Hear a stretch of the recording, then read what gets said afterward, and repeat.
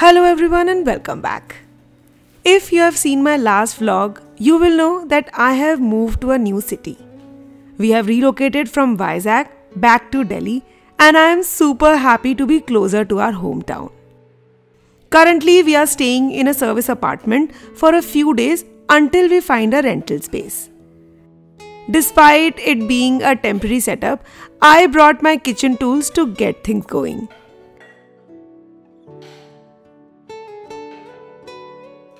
Our luggage is safely stored in the company garage, but I took 2 kitchen cartons that I had packed separately before loading the truck. The kids' school have started and eating every meal outside for an extended period isn't feasible. So having a functional kitchen was essential for us. It's a one-room setup and the kitchen is quite small. It has an L-shaped platform. One side has the RO and sink area, which is basically the cleaning zone, while the other side has the burner and microwave, which is the cooking zone. The kitchen has sufficient storage both above and below, so I decided to organize everything accordingly. As a left-handed person, I need more space on the left side of the stove, so I moved the microwave to the opposite side. This adjustment gave me enough room near the stove to work effectively.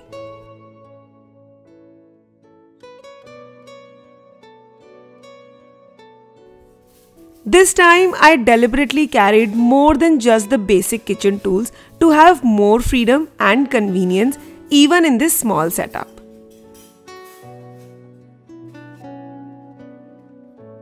Many of you have asked how I manage with such frequent moves. Honestly, things are more manageable when we are prepared in advance. Karthik's job requires frequent relocation, so I have learned to be prepared for these shifts. Of course, it's not easy. Who doesn't like a convenient routine?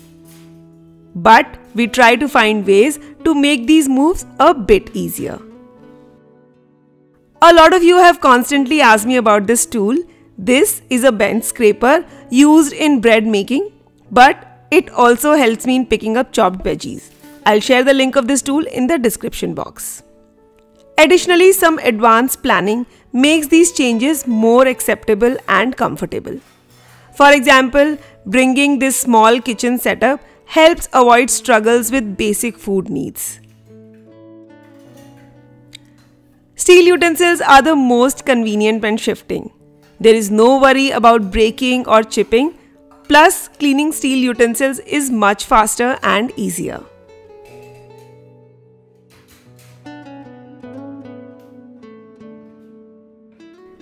Next, I brought some basic cookware. 2 mini kadhais, 1 pressure cooker, 1 medium-sized kadhai, a few small vessels for reheating and storing food in the fridge, 1 medium-sized saucepan, 1 frying pan, a large chopping board for rolling chapatis, and a few storage containers. I also got some lids to cover the vessels, 1 small parat to knead the dough, plates of different sizes and shapes,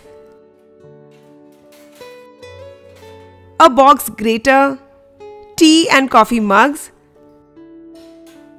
some small boxes to keep leftovers in the fridge,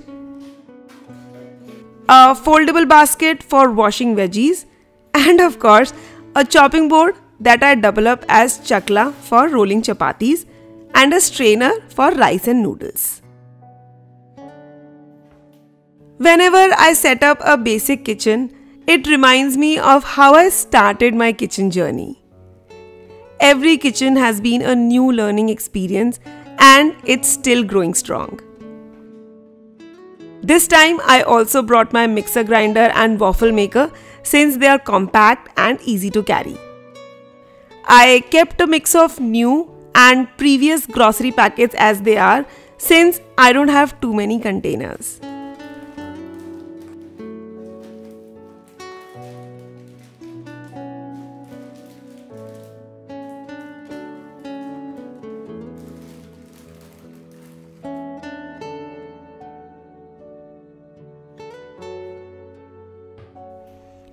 In the bottom rack, I'll keep flour and similar items like suji and besan, and in the remaining space, I'll store onions and potatoes for quick access.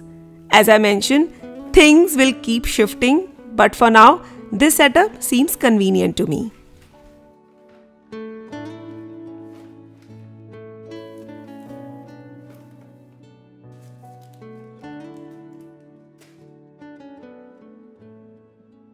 This time I also bought my utensil drying basket as it helps keep the small platform organized and dry. This microfiber cloth is a great buy for drying utensils quickly. Since I'll be frequently washing utensils to reuse, this will help in quick drying them. A dishwashing liquid, utensils cleaning scrub and a wipe are a must-have in any kitchen.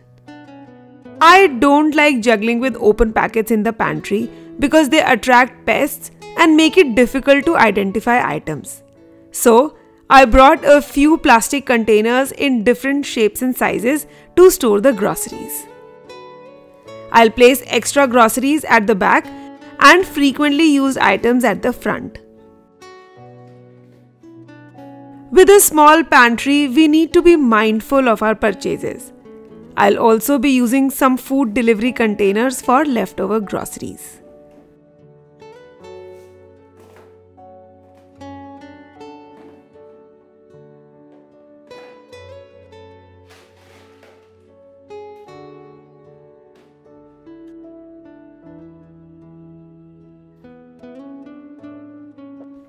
On the hard-to-reach shelf, I'll store snacks that I don't need frequently, and below that, I'll place all the tiffin boxes. In the left cupboard, I'll keep daily necessities like the masala box, oil, ghee and salt.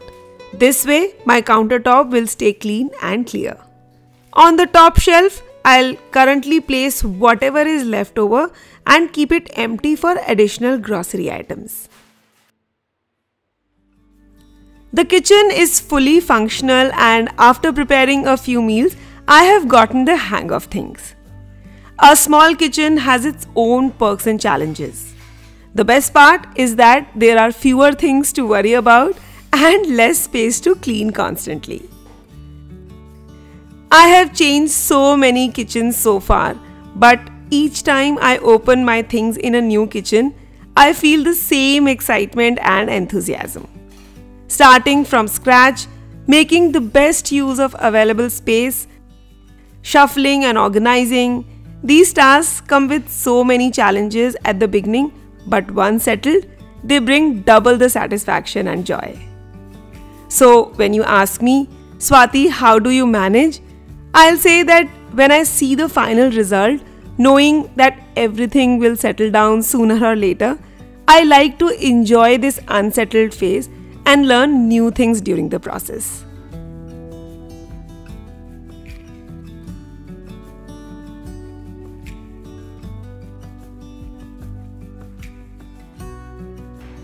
Today I decided to make a simple lunch with dahi wale aloo and French beans while answering a few of your frequently asked questions about our transfers.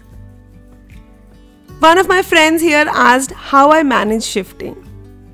Honestly, physically, it's just a 3-day process. Packers come and pack everything in around 3 days, and then we move out of the city. We get a service apartment for a few days before moving into the final house. Mentally, it's endless. The more we think about it, the more tiring it gets. So, I tend to go with the flow without overthinking because I know things will settle down soon. Many of you also wanted to know how the kids adjust to school changes. So, Dhairya is too young to worry about. With Rutvi, we have been lucky to get her admitted to the schools we wanted.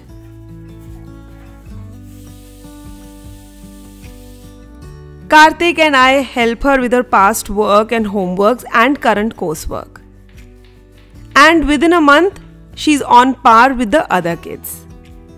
Kids are more resilient and adaptable to changes than adults. Rutvi does miss her old friends, but is equally efficient in making new ones, so this isn't a major concern. Since the kitchen is small, I do all my cooking prep in one go. I boil the potatoes for dahi aloo and chopped beans and onions for the sabzi. To add more flavor, instead of just plain beans, I'll make a delicious peanut masala to mix in. For this, I'll roast some peanuts along with garlic and cumin seeds. Once roasted, cool them a bit and then chop them up, adding some chili powder, garam masala and coriander powder. You can even roast green chili to add more heat to the sabzi. I am using a chopper for chopping, but you can also use a mortar and pestle. All the prep is done. Now let's get cooking. In some oil, add mustard seeds, chopped onion and hing and saute well.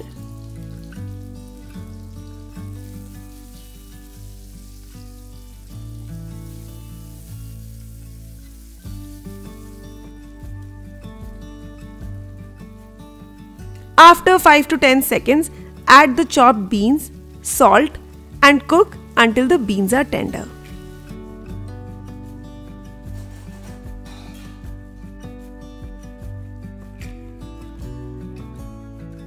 While the beans are cooking, whisk some dahi for the dahi aloo, which is a quick but flavorful dish.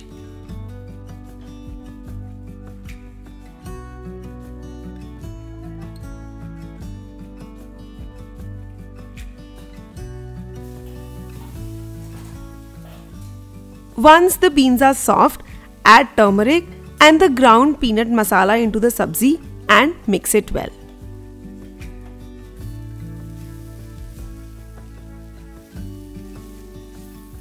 Cook for 2 minutes, then turn off the heat and let the beans finish cooking in the residual heat.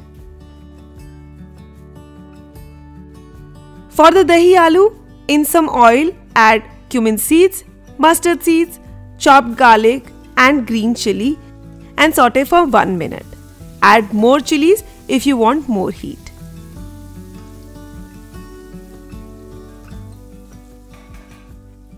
Add turmeric and hing and saute for another 30 seconds before adding the boiled potatoes.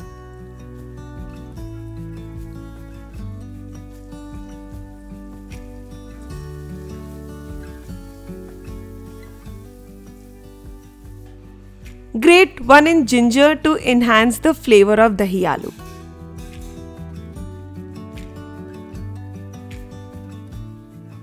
After a minute, add 1 cup of whisked room temperature curd and around 2 cups of water, stirring continuously to prevent the curd from curdling.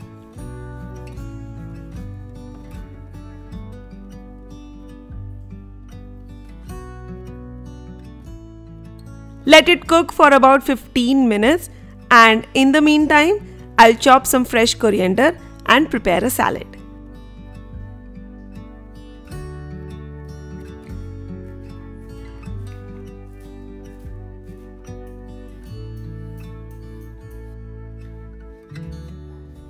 In the salad, I'll add some salt, black pepper, freshly chopped coriander and lemon juice and keep it aside.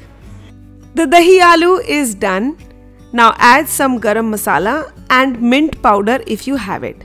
Otherwise, fresh mint leaves work well too, bringing great flavor to this dish. Add salt before turning off the stove and your dahi aloo is ready. The last thing left is making chapatis and lunch will be complete.